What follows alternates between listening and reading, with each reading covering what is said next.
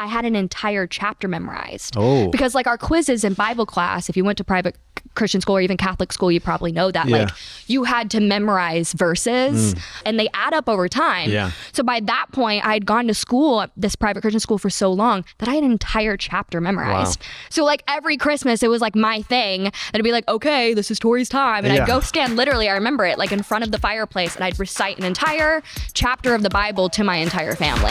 Hi, gay.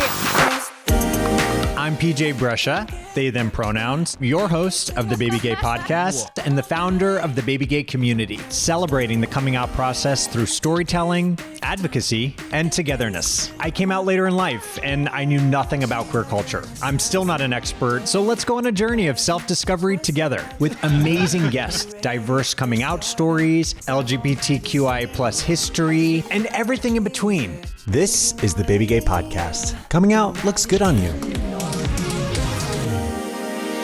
Today, we're sitting down at the Black Cat in Silver Lake, California with the incredible pop star, Tori K. Yes. Hi. Thank you so much for being here. Thank you so much for having me. Yeah, we're doing it. I mean, connecting with you, I went to your show the other week or month. I honestly lose track of time. I think that was like 2 weeks ago.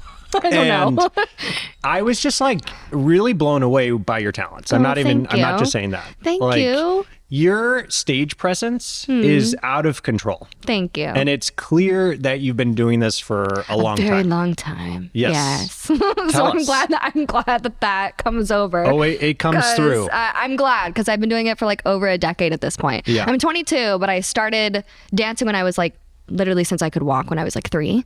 And then kind of came the theater. And I think my family did a really good job of noticing me being on stage was where I was really comfortable. Like, I feel like that was the place I was most comfortable, even from the age of 3. Yeah. Like, even just dance recitals. I was up there shaking my booty since I was like 3 years old. Yeah. And they kind of realized, oh, she's really comfortable up there. Not that I was super talented. I was 3 years old, but they were like, oh, she's like really comfortable up there. Yeah. So I just kind of started doing all the activities you could physically do in front of an audience, like cheerleading, gymnastics, all the things, acting, camera work, and it kind of led into doing music, and that's where I found my love, especially once I started piano and like being able to write my own music, mixed with like the dance training and the acting training and the musical theater. It kind of just like formed into this, and my obsession with Britney Spears just formed this like pop star, like pop artist thing that I've been doing now since I was 10 years old.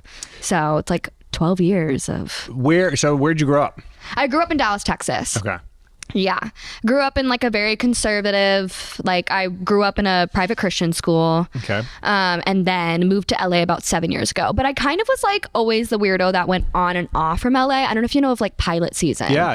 Yeah. So pilot season is like, it's like the first 4 months-ish of the year, where it's like pilot season. So it's a lot of like those pilots you see that like Netflix could pick up or things like that. It's literally like a hot spot of acting. Yep.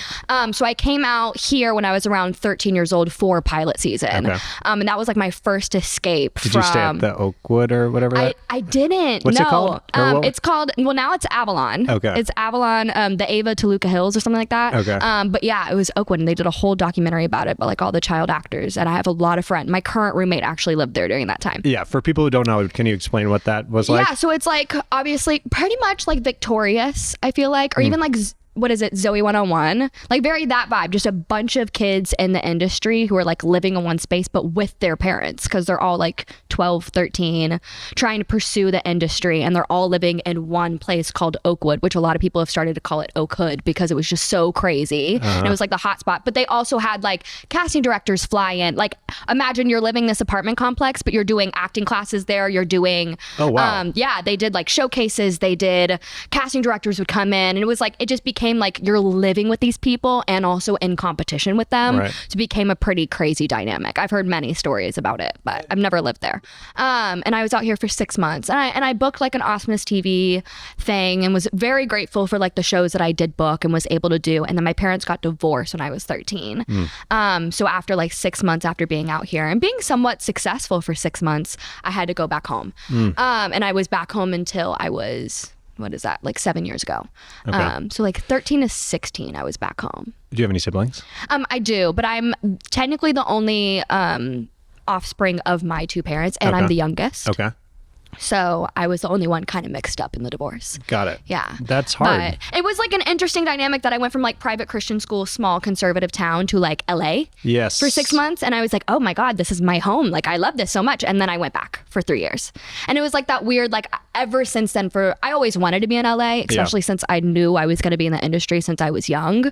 But also like getting a taste of it and then ripped away from it. And I also wasn't allowed to do anything for like 3 years. I wasn't able to write music. I wasn't able to do anything.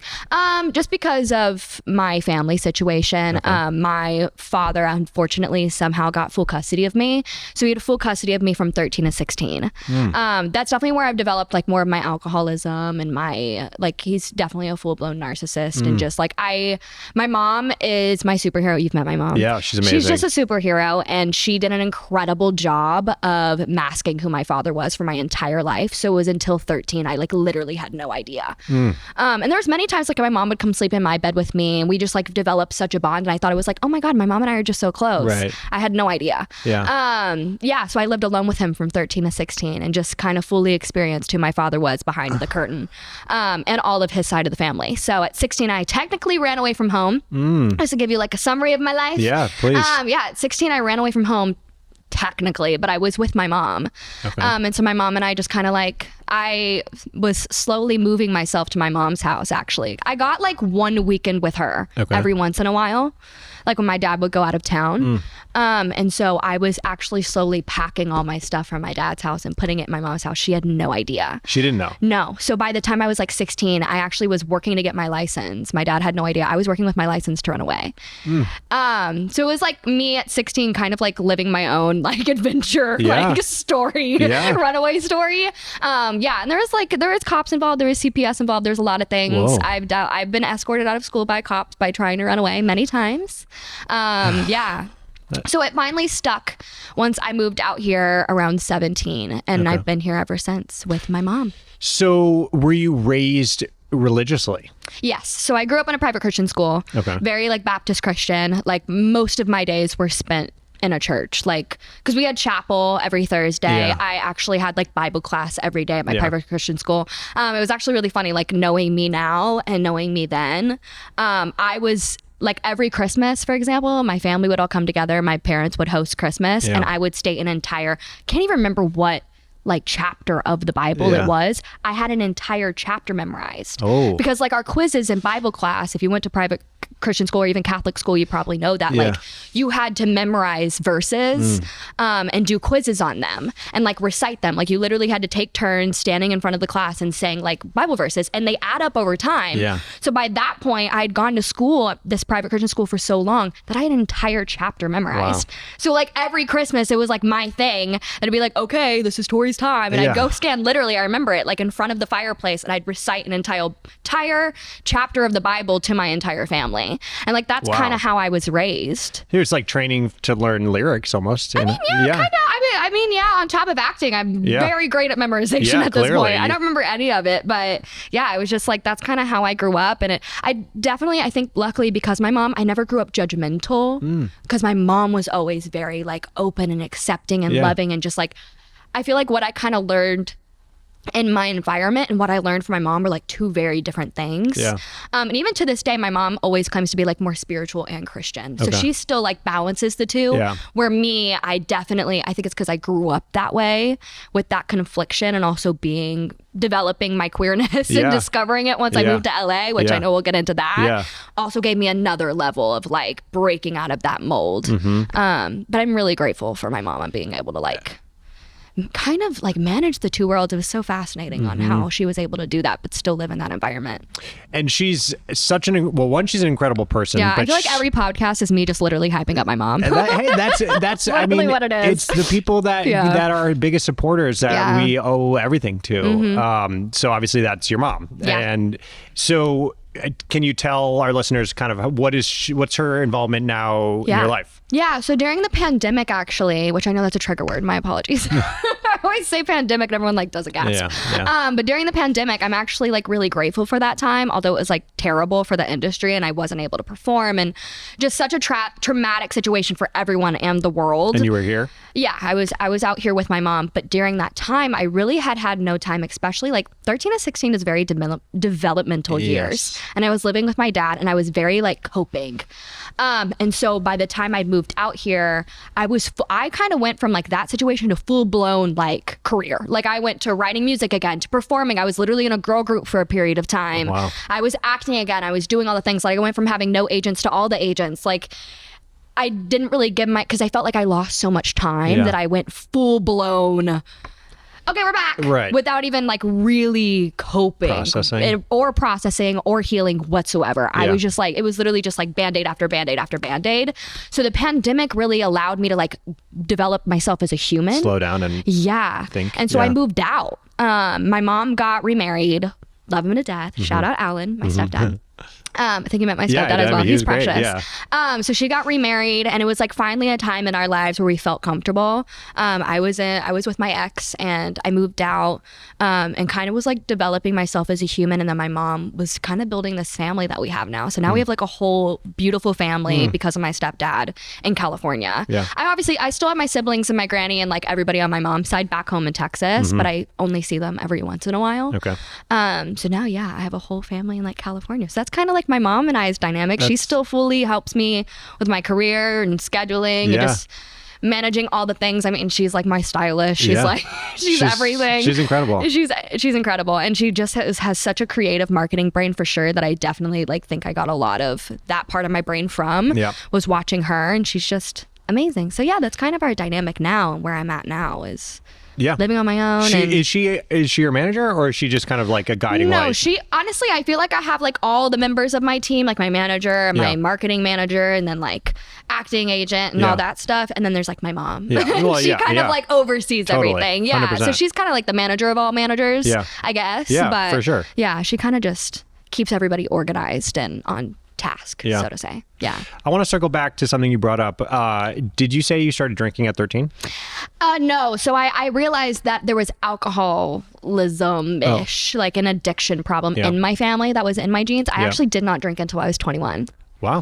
Because of that reason. So like I kind of recognized it in my father and then chose not to. And then at 21, I think it all kind of came to a head. I was newly single, living on my own, and kind of discovering my sexuality for the first time. Because kind of once I moved out here, it was like not the normal story of like moving to LA and immediately discovering my sexuality. It was like I always knew this about myself, but for me it was only acceptable, I think, here and in society to be in a relationship with just a man. So once I moved out here, I just kept getting in these long-term relationships with men. So 21 was the first time not only had I drank for the first time, I was like trying to heal from everything that I didn't from 13 to 16, recovering from the pandemic. And on top of that being like, oh, well, I guess I'm kind of free now. And I like know this about myself and I'm like kind of healing. And I'm also kind of in my party stage because I'm single and drinking for the first time. And 21. All of it just kind of like came together and then I crashed and burned 6 months later and now I'm in therapy. Well, but she discovered a lot about herself. She did. She discovered her sexuality in more of a solid sense. Now I'm in a relationship that's like happy and healthy and my first queer relationship, like queer relationship, or like relationship. And she's like dealing with sobriety in a sense. I'm definitely like hyper aware of the fact that I have addiction that runs in my blood and in my family. But being in the industry, it's very difficult to be fully sober. I know so many people that do it and it's like, I don't know how they do it. So I've dabbled with it on and off, but I'm also in therapy for addiction and just like healing from all the shit I just said in general. Is your girlfriend sober? No, she's not. But she's also like a healthy person. Right, so she's amazing. She drinks healthily. She was so sweet. Yeah, she's precious. She's like very shy, but like balances me out. And I think I've always, in my head, I always thought I needed to be in relationships with people. It was like interesting. I was always in relationships that I thought I needed to be in. Like they needed to be like a man and they needed to be in the industry and they needed to be like these big personalities, but it always just like made me feel like I wasn't in the right relationship because I obviously wasn't. I was choosing someone I thought I should choose. And then once I broke that mold eventually, I kind of realized, oh, they don't really need to be in the industry. They don't really have to have the exact same personality as me. And they don't have to have like all these family issues. Because I also thought that too. Like at one point in my life, I was like, oh, I can only really be friends with people that have daddy issues because they're going to be the only people that get me. I just put all these rules on myself that were not real. And yeah, I'm really, this is the first time in my life that I feel like I've kind of recognized those rules and been like, those don't exist. You just created those. Which is like a process. Yeah.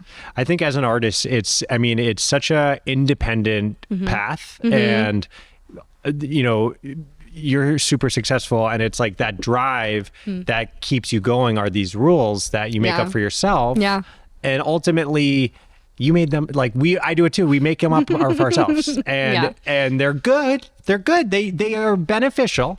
But there's also some negative sides to them, and it's like, I can speak for myself. It's letting go. Like, it's going to be okay. And you trust, like, it's all about trusting, because I can trust myself, and I'm sure you can trust yourself. And it's like, that's at the end of the day, we are enough just as we are. That's the thing.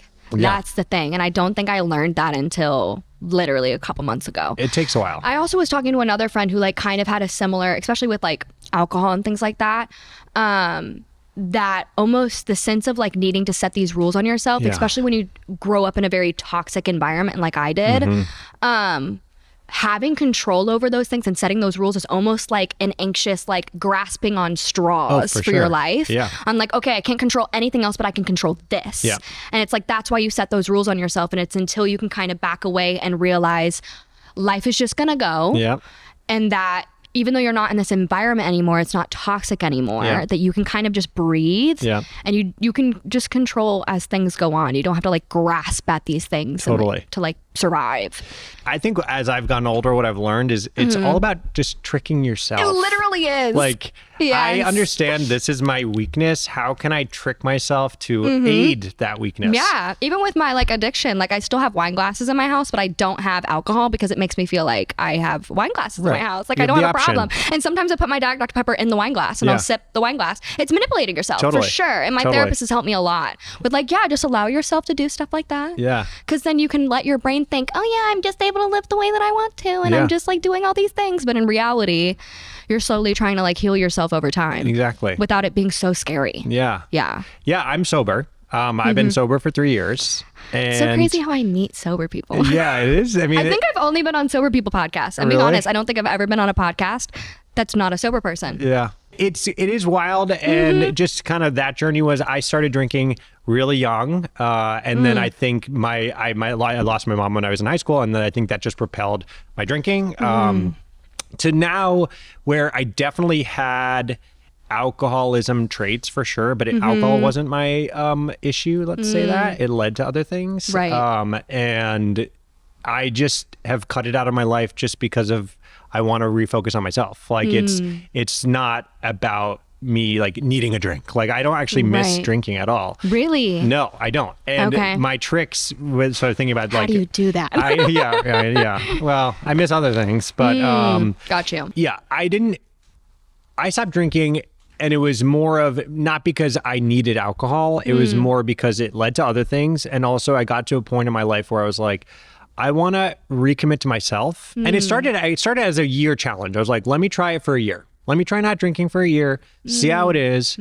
I think the surprising thing for me was I was expecting this kind of like, oh, I'm going to feel incredible. Like I just hear like people would not like drink. Shit. Yeah, you don't necessarily, At least for me. you don't necessarily feel that much better. You don't. You basically, I think what for me I found was I have a clear line to my higher power and I get inspiration more vividly. So that's the exciting part. That's what I need to tell myself. Yeah. Your inspiration will be more vivid if you stop drinking. It Tori. will. It really will. It like when you have a clear mind, like the inspiration will come out of nowhere, and it's like, holy shit! I would have totally probably not noticed that idea if I was hungover or if I was high. You know, like. So that's where it was helpful for me. And then tricks. So like for me, when I'm like going to a wedding, really triggering for me. That's what I was not talking drinking about. At a wedding, really difficult. So we have like a carbonated beverage. Carbonation for me is a trick. No, I fully went alcohol to Diet Dr. Pepper for sure. Yeah. Oh, my sugar. When I stopped drinking, my sugar intake went through the roof. That's what I'm saying. Yeah. I'm like, it can't be that much healthier. Yeah. Yeah. No, no, it's bad. It's bad. I'm like, I really should just let myself drink because Diet Dr. Pepper isn't that much better. Yeah. And neither is diabetes. So really not great. Yeah. How did your like sexuality and your gender align with your alcoholism or your addiction? Oh, well, I was running from myself for 27 years. So I think, I started drinking in high school and then my mom died and then it was like ramping up the drinking. I started I did Coke for the first time in high school. And then fast forward to like college, and after college, it was just like 10 years of real wild times. I was a work hard, play hard type person. And it became clear that I was running from myself. So like when I came out at 27, and then it was interesting because my need for drugs and drinking subsided. I mean, I definitely still like enjoyed a good party, but like I didn't have that need because I was definitely using it as an escapism. Okay. And I found like so Coke was my drug of choice at the time. And like when I was in my 20s and I was doing Coke, like that became the central focus of the night out with the group of people, whoever I was with. Right. Like it was like it's all almost about, like you go out to do that. Exactly. Yeah. And then like, so for me, if I was doing that, then I didn't have to go look for girls. So it was a good like cover for me to not have to like face my sexuality. That makes sense. Yeah. Yeah. I feel like it's so interesting. Every like person that I know that it's struggled with something like that and is now sober is also queer. And like it was like a weird alignment of the way that you realize that through the addiction. Well, it's like they align with each other. I think for sure. And I think it has to do with, a lot of childhood trauma. Like if we're queer, we all share a trauma, and that's a trauma bond that most queer people have. Yeah. And it's a coping mechanism. Yeah. Drugs and alcohol are coping mechanisms, and being queer is not easy. It's amazing. It's not easy. But it's a process. It's a process. So tell us about your coming out story. Yeah, my coming out story, I feel like I don't really even have one. Okay. To be honest, I feel like I've always, like literally when I came out to my mom technically, so I guess like the first time I ever came out to my mom was I wrote a song. I feel like that's why I don't feel like I've ever came out, because I don't think I've ever actually said it, probably until right now. Okay. That I'm queer. Like this is really my first podcast, like actually talk about BabyGay. Like the first time I've ever really openly talked about being queer in a podcast. I've mentioned it. Thank you. I've mentioned it, but I've never really like openly talked about it. Yeah. I feel like the way I've kind of come out is through my music. That's been like the easiest way to do it, rather than being like, hi, I'm gay. Like I've been like, hi, I'm gay in my lyrics. Like I even remember vividly writing my song MMM. That's like a really fun EDM pop song. And for me, it's actually really meaningful, although it's really fun, because the first verse I specifically wrote he. Like it's all like, he wants to touch me, blah, blah, blah, blah, blah, like all of that. Yeah. And then I decided in the second verse, maybe I'll switch it to she. And so that was like the first time I ever like kind of did that. And then there's like in the bridge, I'm like, he want to feel that, she want to feel that, they want to feel that. And it's like the first time I kind of openly talk about that. Yeah. And for me, I feel like everyone else went over their heads. Like it's just a fun song. But for me, that was the first time I'd ever like lyrically wrote something like that. Right. And even like LBB, a lot of that goes over people's head. But like I started that because I kept joking that I'm a little blonde bitch who's a little bit of both. Like talking about being bi or pan or just fluid in general. And a lot of the times it just goes over people's heads. So that was kind of like the most recent songs I really put out was that. Yeah. And so I never really came out, but I remember going to the studio to record MM. It was the first song I'd ever really recorded where I talk about she. Right. And I'm sitting in the car with my mom, and I remember thinking about this conversation for like 5 hours before getting in the car. Yeah. My co-writers at the time had already known I was queer just because of the way that I was writing. Right. And they were like, you want to put she in there? And like, it just never was a conversation. They were like, okay, like, all right, we'll do that. Yeah. Like, they didn't ask any questions. Yeah. And I remember sitting in the car with my mom, and I was like, maybe I should give her a heads up, just in case she's like, yeah. Because my mom is like very attentive, and she's pretty much been in every single studio space with me of all time. Right. So she'd probably be like, that's an interesting lyric choice. Right. She switched pronouns there. That's so fascinating. So I was like, maybe I'll just give her a heads up so we're not having this moment while recording the song and like throwing me off. So I'm sitting in the car car and I was like, hey mom, should we go over the lyrics? And I was like, the way I did it. And I was like, should we go over the lyrics? She's like, yeah, I'm so fascinated because she hadn't heard the song yet. Okay. So I'm like reading her the lyrics and I'm like, yeah.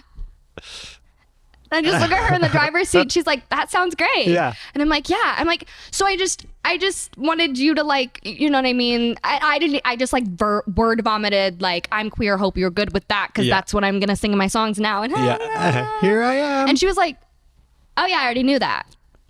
And that was pretty much everyone's reaction. That's amazing. Yeah. It was like, oh, we know. Yeah. Yeah. And that was before I'd met my girlfriend. And then once I started dating my girlfriend, it was definitely more of like okay, yeah, now she's in her first queer relationship. Okay.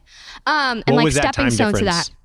that. I wrote MMM, I feel like a couple months before Pride Month, and I met it's almost been a year since I met my girlfriend. I met my girlfriend literally June 1st. Wow. Yeah.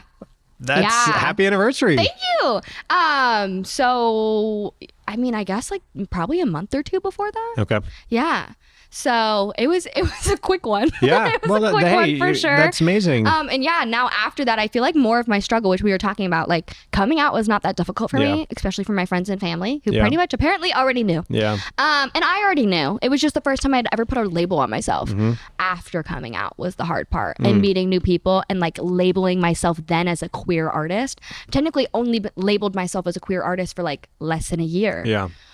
And that's where the hump came, was not the people I know. It was the new songwriters I was working with. It was the new creative directors I was working with. It was the new people I was involving my career with. Yeah. That I really started to realize in the past year, not only I feel like have I been experiencing my first situation as a queer artist and an out queer artist, but on top of that, I feel like I've had to explain myself a lot. I feel like I'm still in a point where I'm like, I'm going to go on the BabyGay podcast because maybe then everybody will believe I'm gay. Right. Like I still don't feel like people believe me. Yeah. And I definitely have had that. I'm still working on that for sure. Yeah. Like I remember like one of my first co-writing sessions after literally releasing MMM. I released a song called Peg, LBB, all those music. I was sitting down literally with two queer artists. I think I told you this story, and I was sitting with them. And I was like, yeah, so, you know, I'm a queer artist. I had met them, number one, at a queer event. They were both queer. I'd openly said I was queer at that point. Yeah. I was sitting there talking about my girlfriend. And then I was like, yeah, so I think I'm going to do this. And then the guy next to me was like, oh, so you're like actually queer? And I was like, what do you mean? Yeah. And he was like, oh, because I thought maybe it was just like a branding thing you were doing. Oh. And I'm like, oh, so I've openly talked about all of these things and you thought it was just a branding thing I was doing to like get my demo audience. Yeah. And like, do you think I'm just marketing myself to the gays? Like, I'm so confused. Yeah. Which I'm like, I think that just kind of comes as my person. Yeah. I feel like definitely that's always been the audience I've gravitated towards. Yeah. Luckily, I'm very happy to be loved by the fellow queers that I know, and that they luckily love my shows and love my music. Yep. That's just kind of happened organically. That was never like, I'm going to come out as gay and then I'm going to write music about being gay, so hopefully gays like it. Like that was not the marketing plan, but it was literally in my face. Like I had been talking to you for 3 hours at this point and you didn't believe me. Yeah. And I've literally, like, literally 2 weeks ago, I was out with some of my friends for a birthday party with literally all queer people. We're in WeHo, and the guy at the bar looked at me and was like, what are you doing here? What? I was with my girlfriend. He was like, what are you doing here? And I was like, what do you mean? I'm having fun with my friends. Yeah. What are you doing here? Yeah. And he was like, oh, baby, you look so straight. And I was like, ew. Okay, well, I guess technically I'm part straight if you really want to like go get technical with it. Yeah. And he was like, yeah, no, I don't think you can pull off being here. What? That was literally 2 weeks ago. And I like bawled my eyes about it that night. And it like ruined the entire, it was at WeHo. Oh my God. It was at like a random bar. So that's definitely something I'm still working on. Yeah. And that's why like, it was so interesting. I was literally like the next day in a writing session for my new song In the Rainbow. And it was like, why is it so, like, what is the appearance? Yeah. Like, what does that mean? Like, I really just wanted to look at all these people and go, what do you mean by that? Yeah. What does it mean to look straight? Yeah. Like, what does that mean? Yeah. And why do I have to sit here and defend my sexuality? Like, so what, you think I'm straight? What if I was? Yeah. Why can't I be here with my friends in a bar? Exactly. And on top of that, why are you assuming that when I'm next to my girlfriend? Yeah. Literally. Yeah. And you think I'm straight. Yeah. And then I'm like, okay. And then I feel like an imposter. And then I'm sitting there going and questioning myself. Yeah. So I've had a lot of those situations, like personally and in the industry. Yeah, it's not right. I have many friends that are in the same same boat, and they've had girlfriends for years, and they are currently in a relationship with a man. They're bi, and that's a whole. And now they're it's like their queerness just disappeared. That's what I'm worried about. I'm like, okay, obviously, like, hope my girlfriend and I never break up, but say that it was, and I ended up dating a man after this. I'm like, so am I not? No. Like, I'm like terrified. I'm like, I can only date women after this. Yeah, no. You know what I mean? It's like, does it just go away? Like, I feel so, but I think it's also like in the queer world, I've definitely discovered like there's still some bi panphobia out there. For sure. It's a process to get your footing and find your friends, and there's so much in your community angst and actual fighting, which is I didn't know that beforehand, and that's something I want with BabyGay and the community is to like we are welcome and all genders and allies. Allies are important. You don't have to be queer. You just have to be supportive of us and come join us because that was a really good one. Yeah, before. Exactly.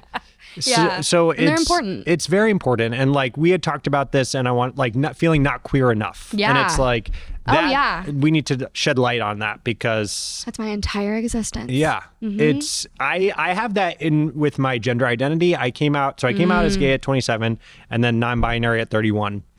Before 31, I had zero vocabulary for non-binary. I actually conflated sexuality and gender identity, which I think it's more common than we realize that people confuse them. And it was kind of like once I learned the difference, it was a light bulb that went off and I was like, oh yeah, I feel two-spirited inside and I have this strong feminine side that I really identify with. And I have a masculine side as well that I've kind of been trying to put on. Like for my entire life, it was like I was trying to be masculine, trying to be male and never finding that it didn't feel natural. It didn't feel natural. And it wasn't until 31 I was like, oh, there's a two-spirit. You can be both and you can and neither. And what I'm struggling now is that sometimes like I'm exploring with all of new nails and hair. I had really long hair previously and like with all those different more feminine traits. But now let's say I have, a masculine facing appearance and then I get a lot of hate being like, oh, you're not non-binary. Like, no, that's not true. And I'm like, crazy. Who are you to tell me how I feel inside? About your gender. Yeah, about my gender. What? Yeah. And it's crazy. So this is a long story short, my dad just shared with me at 5 years old, my parents brought me to a psychiatrist in New York City because I was having gender identity issues. At 5? At 5. And he had just, I remembered this. Like I had childhood memories of this, but it kind of like blocked it out a little bit. And then he sent me the 9-page analysis. When was this? I just got it in the past 2 months. And it was like, holy fuck. Hey, baby gays, if you're enjoying the podcast and you're interested in learning more about the baby gay community, make sure to visit our website at www.baby.gay to discover more info about our events, merch, and all the ways to connect. And of course, don't forget to subscribe and share. Love you. And it was like, holy fuck. Like, That's crazy. It was crazy. Yeah. And it just, it was kind of like, see, like, was it like relatable to how you feel now? 100%. Like same thing? 100%. Wow. Yeah. 100%. And I was like, it's not that I needed this to validate myself, but it's just like, how do we feel inside is only for us to tell the world. So don't let anyone else tell you who you are because they don't fucking know. But it's almost like that weird thing where you do, like, I crave that validation. Yeah, I know. Yeah. Yeah. Yeah. I know it's hard. Oh, like, it's almost like I just need someone to look at me and be like, no, babe, you're gay. And I'd be like, oh my God, I am. Yeah. Like, why can't I just identify with that myself and validate my own emotions? It's the struggle. I mean, the struggle. And that's like part of like growing and maturing is like finding that we need to find the validation within ourselves and not externally, which is easier said than done. But do you feel like the way that you present, because I know for me, like, I present like this. It's funny, I like literally wear the rainbow, and my next song is called In the Rainbow, and I think it's like kind of reflecting me needing to have validation from other people and Yeah. like explaining myself. Do you feel like sometimes, do you kind of conflict with that of like, okay, do I actually want to paint my nails, or is that me trying to prove Is like show? Yeah. my gender You know, identity? Is it a little bit of it's both? probably Because I both. deal with that. It's yeah. probably both, honestly. Like this is Like, look, I have my nails painted. Look, I'm not a straight cis person. Like, Right. So yeah, I mean, it's I identify with that a lot. yeah, as we can both say, we're all learning about ourselves every day moving forward. And we're all just somewhere in the rainbow. We're somewhere in the rainbow, and we're all baby gays. And I feel like it's baby gay for me is more than just like a 2-year phase of like, you know, because I've seen a lot of people on the internet like specifically define it as, oh, it's the first 2 years of being out is your baby gay phase, and after 2 years you're not a baby gay anymore. And I was like, no, I think I'll be like this forever. I don't know about that. I feel like I hope I grow confidence, but I don't know exactly. Like how I feel baby gay is it's like a willingness to be open and explore and try new things and let like newness upon you and be comfortable and excited about it is what baby gay is. So leads me to, I'm really excited about In the Rainbow. Thanks. You just shot your music video. Yeah. Tell us about that. Yes. So I had the crazy idea, because obviously it's almost Pride Month, or probably when this comes out, it will be Pride Month. So I had the crazy idea. It was funny because I had shot a different music video that's not coming out yet. And I wore a rainbow wig, which is probably a little bit of a giveaway. But I was wearing a rainbow wig, and my creative director, Richie Jackson, who's incredible, worked with Lady Gaga and just, amazing. Wow. Was looking at me in a rehearsal one time and was like, I'm just so excited for you to be out there as an artist, and just like really hyping me up, and was like, with your rainbow hair and your rainbow love, and like, because my whole brand, like I've always been like this, just like very rainbow. Even before I was out, I was always wearing rainbows and glitter, which you don't have to be gay to do. I'm just saying, like, it was very funny for my personal journey. Yeah. And he was like, with your rainbow love and your rainbow hair and your rainbow stuff and your rainbow people, and I was like, somewhere over the rainbow, like by Judy Garland. Yeah. And then I was thinking in my head, I was like, people sample songs all the time and people remix songs all the time. Why has no one taken Over the Rainbow by Judy Garland and made it In the Rainbow to be like a queer dance anthem? Yeah. So I'm psychotic and came up with that idea 2 months ago. Okay. And I immediately sent the idea to my producer, Lamar, who's amazing, who produced all of my music in the past year that I've been talking about, like LBB, MMM, everything. Okay. He's incredible. And I was like, I have an insane idea. Yeah. Can you do it in 2 weeks? And so he literally created like the rough of it, sampling the Somewhere Over the Rainbow, with like a fun dance beat that's just so iconic and really fun to dance to, that you can just vogue to and everything. Yes. And I met with probably at least 10 different co-writers on that song, because what I did not expect is for that to be the hardest song to ever write in the whole world. I think number one, because I was openly talking about being queer for the first time in a song, which I hadn't. I had only had those little pronoun changes. So openly talking about it. And number two, Over the Rainbow is a very intense song. It's very scary to try to take and change up because it's just intimidating. Yeah. It's like, how you can really fuck that Yeah, up. it's a classic. Yeah, it's a classic. Yeah. It's like no one should touch a classic, but I did.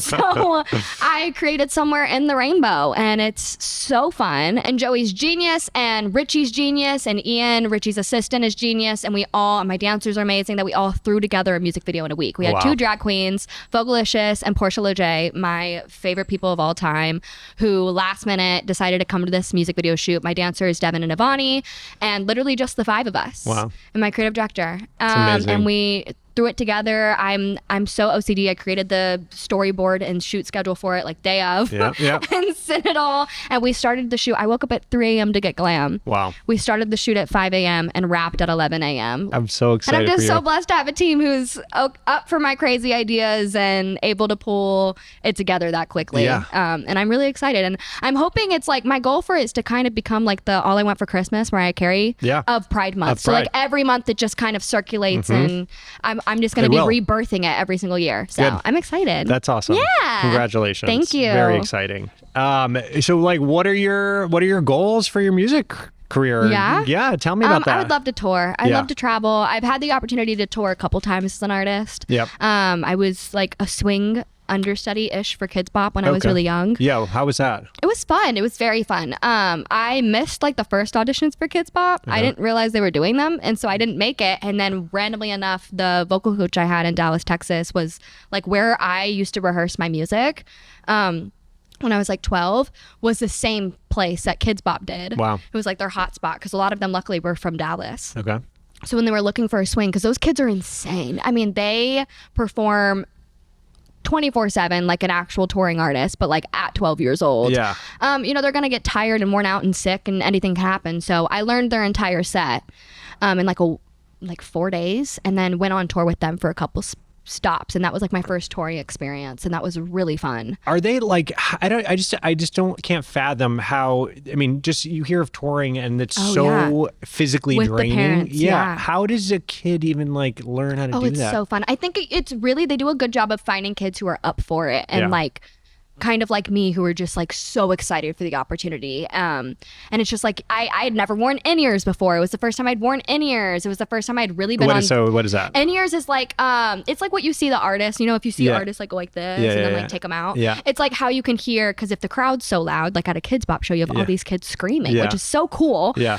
So you have to have these in-ears to be able to hear yourself in the band or like the track. Wow. I'd never performed because I'd never performed where I would need in-ears. Right. Because the crowd, it's primarily because the crowd's so loud. Yeah. So Kids Bop has to. Yeah. Because you have all these kids like chanting the songs. Right. It's so exciting. That's amazing. So it was the first time I'd ever performed with in-ears, and I was like, oh, I didn't even know what they were until I performed with them, and I was like, oh, that's what like Britney Spears is like taking out of her ear when she does her hair flip. Yeah. It's like that's what it is. Why do people take it out so dramatically? Like I feel like it's for effect. Okay. But they also take them out because sometimes if you have two in, then it's kind of just feels like you're in a tunnel. So if you take one out and you have one in, you can kind of hear yourself, hear the band, but also hear the crowd because it's like it tunnels you in. Yeah. I kind of do the same thing in the studio. Like I have one ear on, one ear off because it kind of lets you not feel like you're so like tunnel vision and kind of you get a little dizzy in my opinion. But some people, it's kind of up to personal preference, but that's why I feel like I do the same thing like with dramatic effect. You just like take it out. Yes. But that was the first time I'd ever toured with them, and then as I got older I was able to go on a USO tour. Whoa. So kind of like what Elvis Presley did back in the day with like the USO tours where he like toured and like visited with the families and stuff. I was able to do that, but it was primarily focused on the kids and the families. So I like went and did meet and greets at the schools on the military bases. Was this nationally or internationally? This is internationally. So I went to Italy. Wow. So I was at the military base, the U.S. military base in Italy, and was able to, I met so many incredible just kids who would live. I was telling them, there was one kid that was like, oh, what base are you going to next? And I was like, oh, I think I'm going to like, I can't remember what I was like Utah. I was like this base. And they were like, oh, I lived there like when I was 4 and like the weather's like this and you should wear this and you should pack that. I'm like, how do you like, it was just the most like worldly and like knowledgeable kids I had ever met who just are amazing. They truly see the world. So smart. Yes. And they're so smart and so passionate and like so caring. And then the moms and the families and everything. And some of the soldiers were there as well. And I got to hear incredible stories. That's an incredible experience. Oh, it was amazing. Once in a lifetime. Yeah. Once in a lifetime opportunity. How long was that whole tour? I toured with them for a good like 6 months, I feel like. Kind of like on and off. Yeah. Wow. But I was able to do like a couple different stops with them. And I think they ended up going to Hawaii too, but I didn't get to go to the Hawaii one because I had booked a different show. But yeah, it was very cool. So that's the goal, is to like continue to do things like that. And just like once in a lifetime opportunities. Obviously the Grammy, that's on my vision board. You'll get there. I would love to headline LA Pride. Shout out LA Pride. Please have me next year. Yeah. LA Pride, WeHo Pride. I mean, really any opportunity would be amazing, but that's like the real goal, is just to be a touring artist that just gets to perform for people and you are a touring people. artist. Yeah, I guess. Yeah. You are. Love it. Yeah. But like, you know, like I love what Chappell Roan's doing right now. I admire her, Renee Rapp, like all those artists that are really just out there killing it right now. I'm about to go see Fletcher in October. I like actually could pee my pants. I'm so excited. I have such a crush on Fletcher. Fletcher, I love you. So just those incredible artists that have just made their way and been so, I feel like they really inspire people to be authentically themselves. Yeah. Yeah, that's kind of the vision I have for myself. That's incredible. Yeah. Well, you're doing it and you're just going to continue to get better and better and better. Thank you. So I'm so excited to watch you. Yeah. in your going back to coming out a little bit, like what were some, we like to give our audience book, movie and TV, music, podcast, things that helped you through your sexual awakening of sorts. Yeah, I feel like I'm not really a movie person. Okay. I'm trying to think of shows, but I'm like, podcast was a big thing for me. Yep. Like I watched a lot of Trixie and Katya, The Bald and the Beautiful. Yeah. I love Trixie and Katya. Yep. Any like drag queen show, I feel like those are my comfort people. I love drag queens. I think that's why I love Portia. And like when I was gonna do the End the Ray of the music video, I immediately thought about having drag queens because those are my comfort people. Yeah. I just feel like I relate to drag queens so much. Yeah. I'm just like creating this persona and balancing you as a human and your own personal battles with like this persona you've created as an artist. And really identifying the two. I feel like drag queens do such a good job of separating the two, and I admire that. Definitely. Because I don't do that as well as they do. But yeah, The Bald and the Beautiful, Two Dykes and a Mic, which I think I've spoken about. Yep. I love Two Dykes and a Mic. I'm trying to think of anybody else that I listen to. I listen to a lot of podcasts. Just Trish recently. Okay. And then also like the Candled podcast. I love what's her name? Oh my God, I'm totally blanking. Tana Mojo and Brooke Schofield. They're like, I like podcasts that are very conversational. It's like pop culture, but there is a hint of like actual conversation being had. Totally. I'm not very good at like watching things that are like hard hitting because then I'm going to feel overwhelmed. Yeah. So I like shows like that are like somewhat queer women. I think that's why I kind of gravitate towards that because it's like queer women. And them just talking about being open just with how they are and their sexuality and all that. So I started watching like those 4 podcasts, but podcasts for sure. Yeah. And just Google. Yeah, Google. Google is very helpful. Yeah.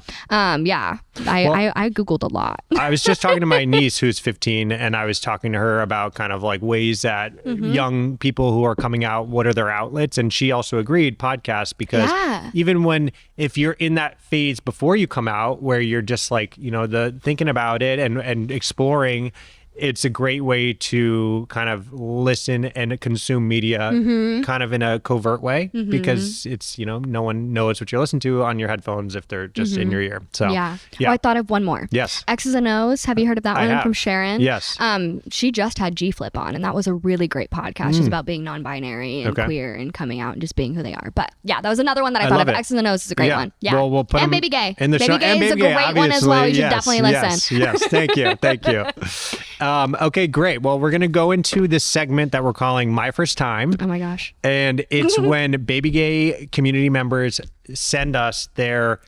Anonymously send us their... This is what I'm supposed to read. Yes. And we're going to hear someone's first queer sex story. Okay. Oh my gosh. So you're going to read it, and then we're going to discuss it. So yours is right there. Oh, mine's right here. Yes. Oh, this is what this paper is. This is the paper. Okay. Oh, this is the... Oh, this is So this long. is the story. Yes. Did you pick the story specifically for me, or did you just randomly select them? I'm just curious. I've gotten a bunch of, and I did kind of specifically curate them. I curated them. I didn't change the stories, but I curated who's reading which story. Yes. Gotcha. Right. Okay. This is from a female bisexual. It says first time 9/15/2039. So it seems like it's been a journey. It's been a journey. All right. Okay. This is long. Bear with me if I sound dyslexic. Growing up, I was always seen as a lipstick tomboy. I enjoyed activities typically associated with boys. Yet I admired and identified with the beauty and grace of women. In 5th grade, I had my first crush on a girl, Sandra D. from Greece. At the time, I vividly questioned whether I wanted to be with her or be her. I think we can all relate to that. Yeah. Throughout high school, my romantic interests were diverse, with crushes on both boys and girls. While I dated boys, I also harbored feelings for girls. This is crazy. Is this my life story? Like, wait. I recall one instance of kissing a girl on a dare. Through it, didn't spark any real attraction. Despite this, my curiosity persisted. Okay. In college, I found myself deeply infatuated with a friend. Oh, fuck. Our flirtations and mutual desire were palpable, but neither of us dared to make the first move. Unfortunately, our connection faded when I moved away. Oh, that's sad. Afterward, I dated boys and eventually married my husband. Despite feeling bisexual, I struggled to fully embrace the label as a monogamous relationship with my husband. Overshadowed my attraction to both men and women. However, through open dialogue with my husband, I came to accept and acknowledge my bisexuality as a fundamental part of my identity. Well, that's cool. Yeah. Yeah. There's a positive there. Yes. It wasn't until recently that I realized the importance of acknowledging my bisexuality, even if only to myself. Despite my nerves, I decided to come out to my mom. The conversation was surprisingly anticlimactic. After building up my courage and blurting out the truth, her response was nonchalant. Okay, so is this my life story? Right? I swear this is literally what I just said. Yeah. Her lack of reaction surprised me, prompting me to delve deeper into the topic. I questioned her about her own experiences, to which she initially evaded. However, after some persistence, she admitted to having relationships with women during college. Okay. Oh, this is a turn. This revelation deepened our connection, and I encouraged her to embrace her truth in her own time. Despite the initial shock, our bond remained strong, reaffirming the importance of authenticity and acceptance within our relationship. I hope to inspire others to embrace their identities and foster understanding and acceptance within their own families. Oh, that ended very sweet. Yes. Okay, I was really glad that didn't take a bad turn. I was no kind of bad scared. turns there. Yay. But I feel like, I mean, as you saying, it is just my story. So many people are in the same boat. Yeah. And even their moms. And their moms. And their moms. Even their moms are sometimes in the same boat. Seriously. Yeah. So, I mean, I think the point is to talk about it and make people feel less alone, because we're all going through the same shit. Like, and when you hear others and see others that are doing something that you feel inside is right for you, it's as you said, it's very validating. So, I mean, like, what does this bring up for you? The first time situation? Yeah, this story specifically. I just feel like it gives me hope that even no matter where my life goes, and maybe the bisexual and pansexual women out there, that no matter where you end up, you can always be confident in your sexuality. Yeah. I think that's huge. Yeah. Because I feel like this is a great example of, like, even though she is married to a man, she still felt that inner, I need to come out, and then being accepted. And it's like that need, everyone, I think we all have in common, straight, ally, whatever, is to feel accepted. That's like the end all be all. 100%. And to feel that way despite whatever relationship you're in. Yes. I feel like that's what resonated with me the most. It's like, no matter where I end up, I will always be who I am. And that's fine. You don't have to convince other people. She's not out here having to, like, divorce her husband and then try to convince people and, like, date a woman or do whatever and to try to convince people her sexuality. And I find that very impressive, and I look up to that for sure. And just being able to, like, be yourself regardless of the people around you. Yeah, that's very cool. And sexuality doesn't have to define you either. You know, it's a part of us, and some people like to make it a main central part of their identity, which is totally fine. We welcome that, but it doesn't have to be either.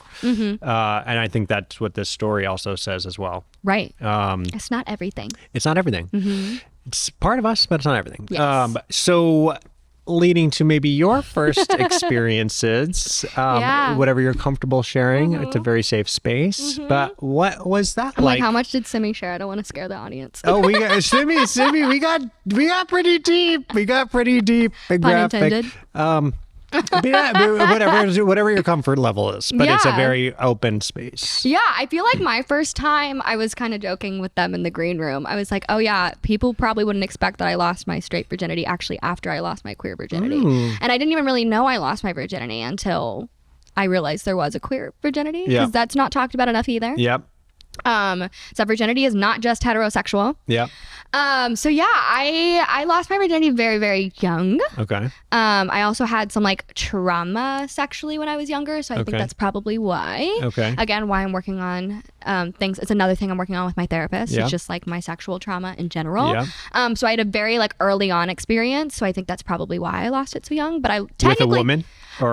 Both. Oh, yeah, okay. I lost with a woman, like, some of my younger girlfriends that I had. Kind of similar story to what she said, like, except it was mutually the connection didn't fade. For me, I, like, always fell in love with all my girl best friends growing up. Like, I remember them vividly. I was joking with Simi. I was like, I vividly remember my dad and I, this was, like, really the only time. I think it's so funny that it kind of correlates, but I never used to spend time with my dad. But there was something we used to do called daddy-daughter camps, where, like, you would go camping and the daughters would stay in one cabin and the dads would stay in another.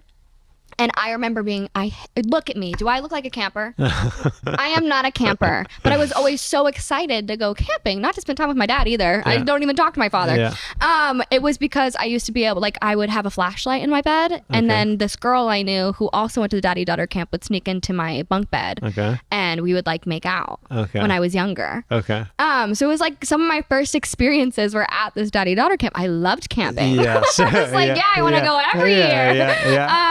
I hate fucking camping, but I loved the bunk bed. So that was just like a lot of my first time experiences. Like I remember there was a girl I went to school with, and we would always just go to the bathroom together and like hook up in the bathroom, even at my private Christian school. Wow. Like there's just things that I remember that I think I blocked out for so long because I'd have boyfriends. Right. So I was that girly. Yeah. I'm so sorry. That is cheating. Back in the time, I didn't think it was cheating because I thought I was just having fun. Right. But I think as I got older, and the more I started doing it as I got older, I said, oh, wait, this is not just fun. Like I could actually have a relationship with this person. I never thought that way. But yeah, that was kind of like a young age. I was always like daddy-daughter camps you do when you're very young. So I was doing that from a young age. Just very like Cruel Intentions. Is that? I've never seen that. Is it a movie? You gotta see that movie. Yes. Yeah. Okay, I need to watch that if it's like gonna literally be my life plot. But yeah, and then just like birthday parties. I remember that. And I feel like a lot of it was just like sneaking around and having fun. And yeah, one of my best friends, I remember that being like the first time I had like, it was less of like a hookup situation. It was more of like an actual reoccurring thing. We would just constantly, I would sleep over at her house. She'd sleep over at mine. A lot of our parents. I remember there's actually pictures of us like going on family trips together and our shirts say like best friends. Yeah. And I'm like, little do they know. More than we're best like friends. Fully like kind of dating each other, but like never outly dating.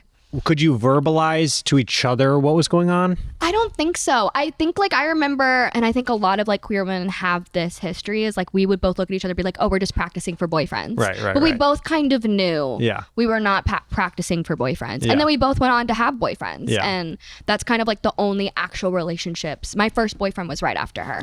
So I think that was kind of the situation. It was always like relationships I was in with girls were always just like labeled as best friends. Right.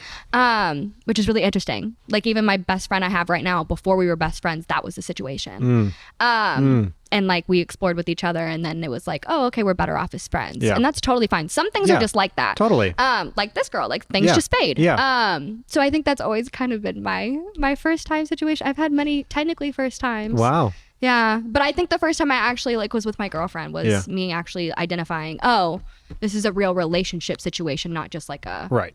It's more than just playing around. Yeah. Well, thank you for sharing. Thanks. That's amazing. I feel like that's a very relatable situation for a lot of people. Is like a lot of the time you just don't even label it serious until it's right in front of your face that it's serious. Yeah. Well, I remember even in elementary school, maybe a little older, but having girlfriends and hearing the girlfriends like when they were playing with just themselves and like playing like, I mean, going back to like the doctor game or like playing these games like practicing sex pretty much, but it's I guess gay sex more likely, more defined. I don't even think it was until 2 years ago that I realized, oh wait, I lost my gay virginity before losing my straight virginity. Like I never even identified it as virginity, so I feel like I don't even have a first time in my head, right? Because it was just like all a time was had. Yeah, exactly. A time was had. Exactly. I don't know what was the first, but exactly. Yeah, for me, I feel like I never had that like scary first time, which is probably a blessing. I feel like a lot of people have like a scary, intimidating first time. For sure. But I don't have that. Yeah. Yeah. Well, thank you so much for sharing, and thank you for coming to the BabyGay Podcast and being unbelievable. And I can't wait to just like watch you soar and be at your shows and waving the flags for you because you are incredible. Thank you. I am so grateful for you. I'm so glad you started this podcast. Guys, please listen to all these episodes. They're amazing. Please. And I'm so excited for you and just everything you have going on in BabyGay. And don't forget to check out her new single, In the Rainbow. And follow her on socials, Tori K Unedited. Yes, that's me. Thank you. Thank you. Bye, guys. Bye.